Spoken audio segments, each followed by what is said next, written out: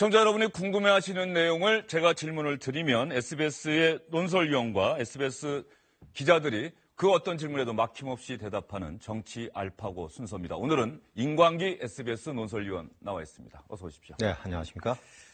조금 전에 안희정 전 충남지사가 원래 오후 3시 한 45분 지나면 하기로 돼 있었던 기자회견을 취소한다는 입장을 발표했네요. 왜 취소한다는 겁니까? 1시간 정도 남겨놓고 급하게 취소 문자를 기자들에게 보냈습니다. 지금 오후 3시면은 이제 지금 1시간도 채 안 남은 상황인데 거기에는 기자들이 엄청나게 몰려 있어요. 상당히 부담이 됐던 것 같아요. 그 내용을 좀 그대로 말씀을 드려보면요. 검찰에 출석하기 전에 국민 여러분, 충남도민 여러분 앞에서 머리 숙여서 사죄를 드리고자 했습니다. 모든 분들이 신속한 검찰 수사를 촉구하는 상황에서 최대한 빠른 시일 안에 검찰에 출석하여서 수사상 필요한 성실하게 협조하는 것이 국민 앞에 속죄해드리는 길이다. 그래서 우선적 의무라는 판단에 따라서 기자회견을 취소하기로 했다. 거듭 사죄해드린다. 그리고 검찰은 한시라도 빨리 저를 소환해달라. 성실하게 임하겠다. 지금 보이는 화면이 오후 3시에 있었던 충남도청 공보관이 이런 내용을 대신 읽으면서 기자회견이 돌연 취소됐다 하는 것을 설명하고 있습니다. 네, 어쨌든 간에 김지은 씨가 용기를 내서 안희정 전 지사의 성폭행 의혹을 폭로한 이후에 처음으로 안희정 전 지사가 국민들 앞에 서는 모습을 볼 수 있었을 것 같은데 일단 안희정 전 지사는 충남도청이 아니라 검찰청 포토라인에 서서 자신의 생각과 입장을 이야기하겠다 이런 생각인 것 같네요. 아마도 원래 하려고 했다가 어제 저녁에 제2의 피해자라고 하면서 또 누가 나서지 않았었습니까? 그러다 보니까 굉장히 이제 부담이 컸던 것 같아요. 이게 한 건이 아니고 또 있어? 그렇다면 또 있는 건가? 하는 이런 것들이 있다 보니까 이거에 대해서 어떤 이야기를 하더라도 지금은 용서를 바란다든가 이런 것들이 도무지 안 되는 상황이다. 이렇게 해서 일단 검찰에 나가서 직접 조사를 받는 것이 낫지 여기에 나와가지고 또 속죄한다, 사죄한다 뭐 이런 거를 말하는 것이 별 의미가 없다 하는 판단을 내린 것 같습니다. 예, 안희정 전 지사 입장에서는 오늘 입장 발표하고 그다음에 일문일답 원래 안 받겠다 이렇게 사전에 밝혔기 때문에 그렇죠. 이것과 검찰청 포토라인에 서면 어차피 또 기자들의 질문 받을 것이고 또다시 뭔가 이 얘기를 해야 할 텐데 거의 비슷한 얘기를 할 수밖에 없다 뭐 이런 것들도 부담이 됐겠네요. 그렇습니다. 그리고 또 어떤 해명을 할 만한 어떤 내용이 있다. 이거는 뭐 예를 들어서 둘이 좋아했던 관계라든가 뭐 여러 가지 그렇게 이야기를 해명할 계제가 있다면 모르겠는데 현재로서는 그런 것들이 오히려 더 여론을 악화시키는 그런 것들이 될 수 있기 때문에 아마도 더 이상 구차하게 계속 이런 설명을 하는 것보다 차라리 쉽게 말해서 매를 한 번에 맞는 게 낫다. 이런 판단을 내린 게 아닌가 싶습니다.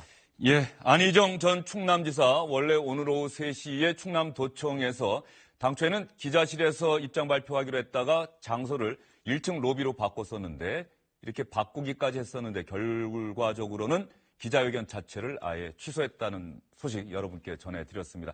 안희정 전 지사 이야기가 나왔으니까 저희가 사실은 오늘 정치권 소식에서는 어제 있었던 청와대 회동 그 소식을 자세히 여러분께 전해드리려고 했습니다. 뭐 남북 정상회담과 관련한 주제, 또 문재인 특보의 거취에 관한 주제, 여러 가지 주제들이 있었는데 다른 주제들을 먼저 다루려고 했는데 안희정 전 지사 이야기가 먼저 나왔으니까 어제 사전 환담에서 홍준표 자유한국당 대표가 임종석 대통령 비서실장을 상대로 주고받았던 이야기들 저희가 어제도 말씀드렸습니다만 영상으로 육성이 담긴 영상을 다 갖고는 있습니다만 사전에 청와대 출입 기자단과 청와대 측 간의 협의에 의해서 그 내용은 즉 나중에 언론에 공개되는 내용에 포함되지 않았다. 이 이유로 청와대 측에서 비보도를 요구했습니다. 그래서 그 영상 자체, 육성을 여러분께 보여드릴 수는 없고요.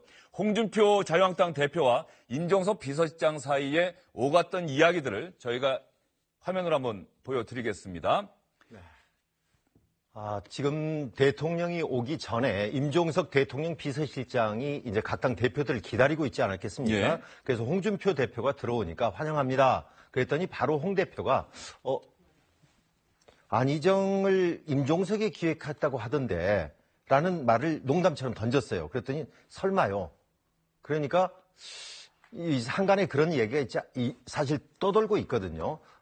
혹시 잠재적인 대권 주자인 안희정을 제거하기 위해서 친문 친노 세력들이 이런 것들을 기획한 거 아니냐라는 얘기들을 갖고 아마 이제 홍 대표가 얘기를 한 것 같은데, 그런가요? 저 웃어야 하는 건가요? 설마요? 뭐 이렇게 이야기를 하니까 이미 소문 나버렸어. 소문 다 퍼졌어. 나는 아무것도 안 했어. 이런 얘기를 하는 와중에 임 실장은 미투에도 이렇게 무사하네. 그랬더니 바로 임종석 실장이 대표님도 무사하니 저도 무사해야죠. 그러니까 상당히 뼈 있는 얘기죠. 대표님이 무사하니까 나도 무사해야죠. 이렇게 얘기를 했더니 안희정이 그렇게 되는 거 보니 이놈의 정치 참 무섭다, 무서워, 진짜 무서워, 이런 이야기를 했어요. 그랬더니 추미애 대표가 남성들이 그렇게 당당하게 할 수 있는 사람 별로 없을걸요. 이렇게 얘기를 하니까 유승민 대표가 옆에서 듣고 있다가 아니 그렇게 이야기하시면 저는 당당합니다. 그랬더니 그러면 제가 추미애 대표가 그러면 유승민 대표는 빼드릴게요. 사모님이 저랑 동창인데, 그러니까 고등학교 동창이거든요. 그래서 그런 농담들이 이렇게 농담 같은 소리들이 이렇게 왔다 갔다 했었습니다. 홍준표 대표 조금 전에 시중에 떠도는 이야기라고 임광기 위원께서 말씀하셨는데 이른바 뭐 찌라시라고 하죠. 찌라시에 떠도는 이야기들 갖고 사전 환담, 청와대에서 여야 5당 대표들과 청와대 3명의 실장들, 청와대 보좌진들이 있는 자리에서 그런 이야기를 했다는 거 아니겠습니까? 그렇습니다. 예. 그러면 홍준표 대표가 자유한국당 당사로 돌아와서 청와대 오찬회동에서 이런 이야기들 했다. 기자들 궁금한 거 있으면 한번 질문해 봐라. 한 기자가 사전 환담에서 이런 이야기 하셨는데요 하고 질문을 했더니 홍준표 대표가 뭐라고 얘기했는지 여러분 한번 들어보시죠.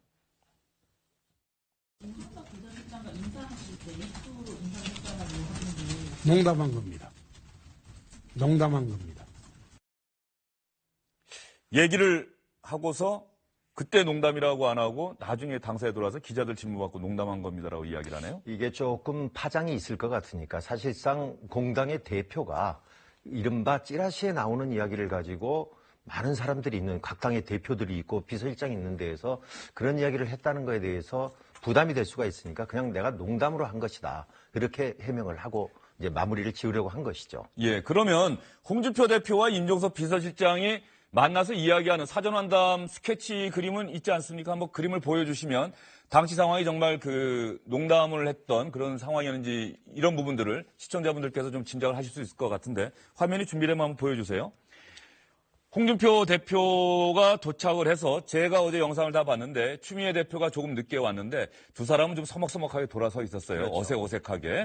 그러다가 이제 다른 실장들이 먼저 와 있었고 임종석 비서실장이 나중에 들어왔거든요.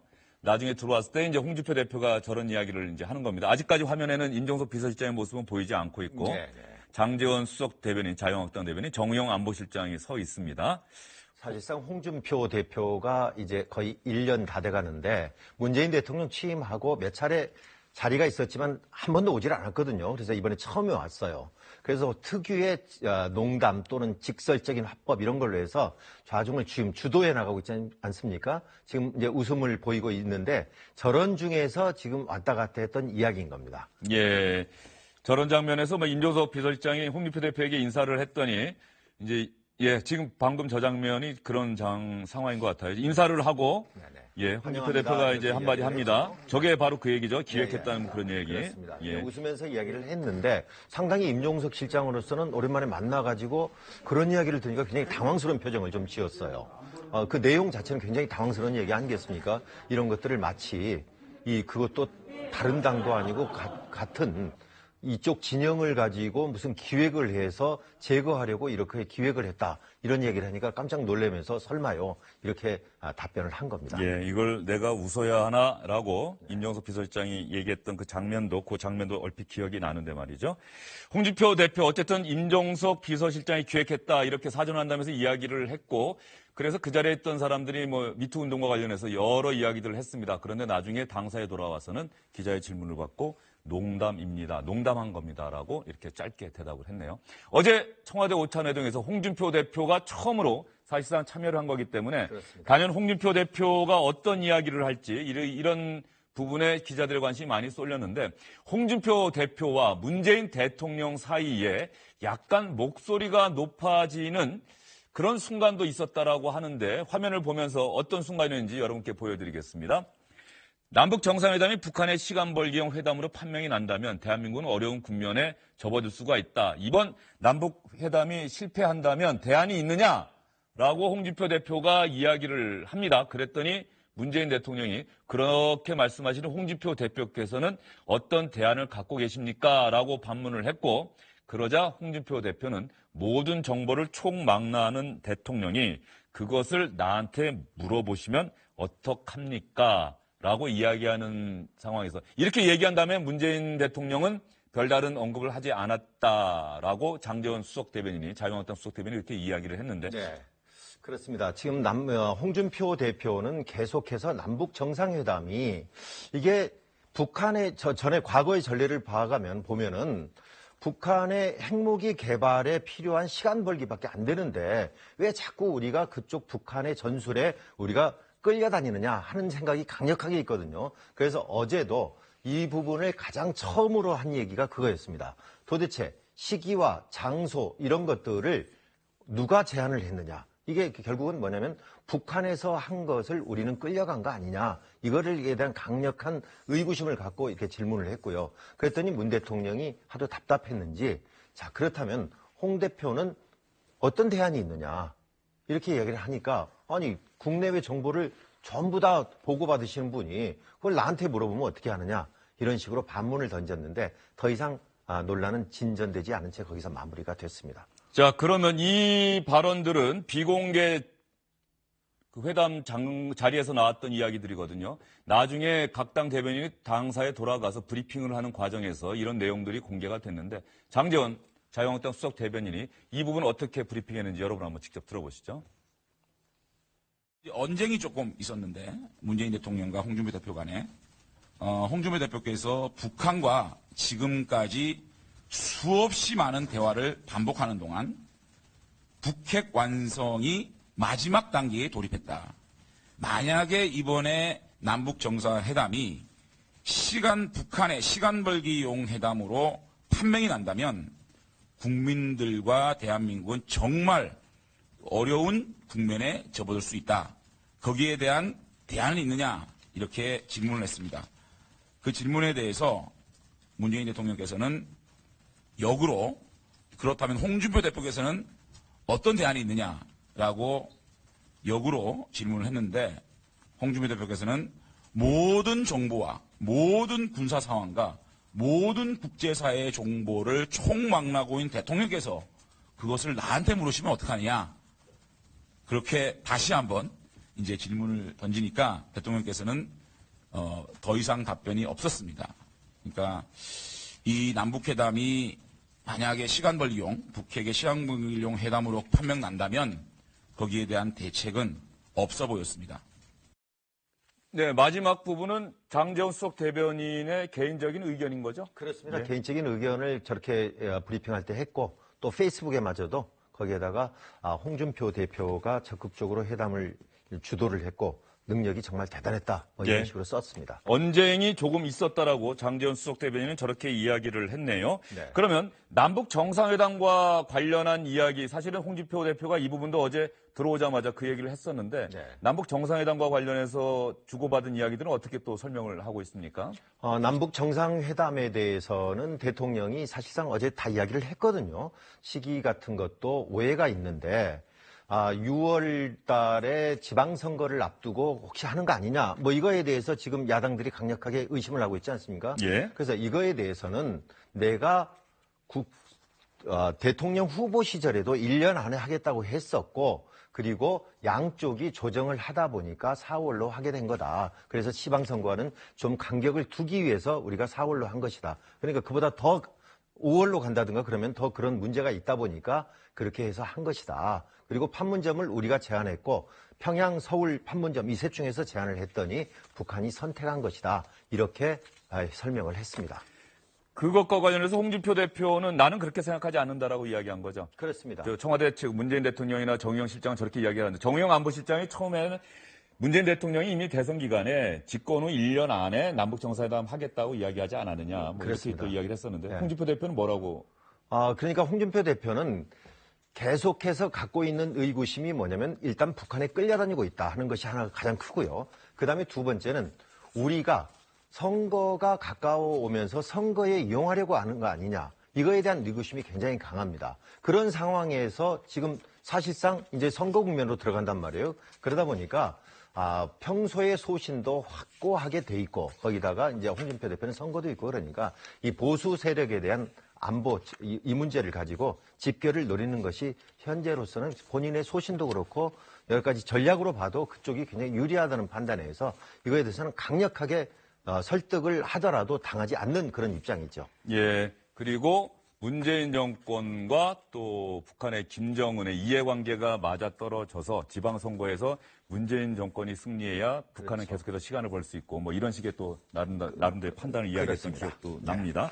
문정인 대통령 통일외교안보 특보의 거취 문제를 놓고도 여러 이야기들이 오갔다고 하는데 그렇습니다. 그것도 역시 홍준표 대표가 먼저 얘기 꺼낸 겁니다. 네, 여기에서도 상당히 이 부분에서 특히 문재인 대통령의 언성이 높아졌다고 하는데 목소리가 좀 높아졌다는 그렇습니다. 겁니까? 홍준표 대표가 한미 이 관계를 이간질시키는 아주 상당히 강한 표현 아니겠습니까? 이간질시키는 특보다 자칫하면 문재인 그러니까 대통령의 말로써 오해할 수가 있는 거기 때문에 파면을 시켜라. 예. 이렇게 얘기를 했습니다. 자, 그 내용이 뭐냐면은 최근 지난달 27일 날 워싱턴에서 문정인 특보가 외교안보 특보가 강연을 하지 않았습니까? 여기에서 했던 이야기가 문제를 삼고 있는데 대통령이 주한미군대로 나가라고 하면 나가야 된다. 그러니까 마치 문정인 특보가 이야기한 내용이요. 예, 저 내용만 딱 보면은 문정인 외교안보 특보가 주한미군 철수론자처럼 이게 비춰지지 않습니까? 그래서 그게 굉장히 당시에 국내는 물론이고 미국에서도 좀 파문이 좀 일었었습니다. 데이나 화이트 미 국방부 대변인이 주한미군 관련 결정은 미한 정부가 공동으로 내려야지 그렇게 일방적으로 말을 하면 안 된다 해서 상당히 좀 불쾌한 심정을 나타냈었고 우리 또 송영무 국방장관도 국회 질의 답변하는 과정에서 그 사람은 그런 것을 결정하는 위치는 아니다. 뭐 이렇게 해서 굉장히 논란이 됐던 건데 예. 문재인 대통령은 이거에 대해서 그것은 문정인 특보가 당시 강연을 했던 전체 중에서 일부 워딩만 딱 뽑아내가지고 보수 언론들이 쓰다가 보니까 이렇게 파장이 커졌는데 내용을 자세히 보면 그렇지 않다. 그리고 특히 다양한 정부 부처에 다양한 의견이 있을 수가 있는데 그렇다면 우리가 자유한국당이나 바른미래당의 어떤 입장을 대변하는 특보가 돼야 우리가 임명해야 된다. 나는 이렇게 생각하지 않는다. 이렇게 해서 서로 강하게 설전이 오고 갔다. 예. 이렇게 돼 있습니다. 지금 화면에 나온 것처럼 홍준표 자유한국당 대표와 유승민 바른미래당 공동대표는 생각이 같은 것 같습니다. 빨간색 홍준표 대표가 문정인 특보 한미관계 이간질시키고 있다. 나라를 위해 파면하는 게 맞다. 유승민 바른미래당 대표 문정인 특보에 대한 조치가 필요하다. 그랬더니 문재인 대통령이 정부 안에 다양한 의견이 표출되는 것은 큰 문제가 아니다. 나는 한국당 바른미래당의 입장을 대변하는 특보가 돼야 한다고 생각하지 않는다. 근데 문재인 대통령의 저 발언을 말이죠. 네. 어떻게 생각하면은 문정인 특보의 발언이 문재인 대통령의 의중을 반영하고 있는 발언이다라고 많은 사람들이 생각하게끔 하는 답변이 아니었나 싶은데 말이죠. 그럴 수도 있고요. 대통령의 이야기는 뭐냐면 특보기 때문에 여러 가지 의견들을 해주는 사람들이다 이거예요. 그래서 그중에서 내가 필요한 게 있으면 그걸 받아들이는 거고 그렇지 않으면 안 받아들이는 거다. 이게 정부 부처의 장관이 아니라는 거죠. 예. 특보기 때문에 특별 보좌하기 때문에 그런 이야기를 듣는 것이다. 그리고 어제 이제 문정인 특보가 한 언론에 출연을 해서 이거에 대해서 입장을 해명을 했거든요. 자, 그 말이 나오게 된 배경이 아까 제가 말씀드렸던 내용만 봤을 때는 주한미군 철수론자처럼 비춰지는데 그때 당시에 강연했던 내용이 우리는 대북 정책을 한미의 굳건한 동맹 하에서 이루어지기 때문에 염려 말라. 이런 이야기를 하니까 한 강연자가 이렇게 질문을 했어요. 지금 대한민국은 전시 작전권조차도 없고 미국의 속국이나 마찬가지인데 무슨 대등한 이야기를 하고 있느냐라고 말을 해서 그런 거 아니다. 군사 주권이 없다는데 동의하기 어렵다. 예를 들어서 필요하다면 우리나라 대통령이 주한미군 나가라고 하면 할 수 있고 그러면 주한미군이 나가야 된다. 예. 이런 것들을 이야기한 것인데 방점을 둔 건 전자권이 없어도 군사주권을 갖고 있다고 강조한 것인데 일부 언론들이 거두절미하고 미군 철수 쪽에다가 초점을 맞추다 보니까 이런 오해가 생긴 것이다. 그래서 나는 절대 주한미군 철수론자가 아니다. 이렇게 해명을 했습니다. 네, 문정인 특보의 발언을 놓고서 보수 성향의 야당에서는 계속해서 문제 제기를 하고 있는데 문재인 대통령은 어쨌든 간에 나는 여러 가지 다양한 의견을 반영하는 그런 특보가 필요하다. 그렇다고 해서 야당의 목소리를 대변하는 특보가 돼야 한다는 생각은 하지 않는다. 이렇게 이야기를 한 거고요. 네. 지금 제가 이렇게 찾아봤더니 어제 모두 발언 이제 각 정당 대표들이 돌아가면서 이야기를 했는데 이정미 정의당 대표가 이야기하다가 개헌 이야기를 합니다. 홍준표 자유한국당 대표 들으라고 한 얘기죠. 자유한국당이 6월 지방선거 동시 개헌 이건 안 된다. 지난 대선 때는 이야기했지만 올해 안에만 하면 되는 것 아니냐 이렇게 이야기를 한 데 대해서 개헌 얘기를 했더니 홍준표 대표가 이렇게 이야기를 했다는 거예요. 안보 문제만 중점적으로 하기로 약속했으면 약속을 지켜주셔야지 그다음에 다른 주제는 나중에 해도 되는데 그렇지 않다면 저는 밥 안 먹고 그냥 가겠습니다. 라고 얘기를 했고 이정미 대표도 그렇고 추미애 대표도 여당 대표들도 의견이 있는 것 아니냐 또 이렇게 이야기를 했다고 합니다. 정리하는 차원에서요. 홍준표 대표 중심으로 어쨌든 간에 어제 청와대 오찬회동이 이루어진 것 같은데 장제원 자유한국당 수석 대변인이 오늘 아침 페이스북에 이 홍준표 대표의 어제 활약상에 대해서 글을 올린 게 있는데 상당히 길게 했는데 짧게 정리해 주시죠. 네. 예. 제가 객관적인 평가를 할 입장은 예. 아니지만 홍준표 대표의 회담 주도 능력은 정말 대단했습니다. 이렇게 해서 어제 정말 잘했다 하는 내용이고요. 특히 지금 화면에 나오는 게 마지막 부분인데 페이스북의 마지막 부분인데 홍준표 대표하고 차를 타고 오는데 차 안에서 재원아 그러니까 장제원 말하겠죠. 예. 장제원아 외교안보 분야 참모 한 명 없이 야당 대표하려니까 정말 많은 노력이 필요하구나 이렇게 라고 얘기한 데 대해서 장제원 대변인은 뭐라고 신경을 밝혔나요? 항상 자신감에 넘치고 어떤 이슈에 대해서도 분명한 방향을 제시하며 호통치는 야당 지도자의 이면에 있는 고통과 외로움을 보았습니다. 가슴이 짠하고 코끝이 찡한 하루였습니다. 매일 바쁘다며 투덜대는 제 자신을 채찍질합니다. 정말 아주 과공비례라는 제가 이 말을 떠오를 정도로 굉장히 아주 축혀 세워준 그런 글을 SNS에 올렸습니다. 네, 장제원 자유한국당 수석 대변인이 홍준표 자유한국당 대표를 보면서 저런 생각을 했다고 페이스북에 글을 올린 겁니다. 인권위원 수고 많으셨습니다. 네.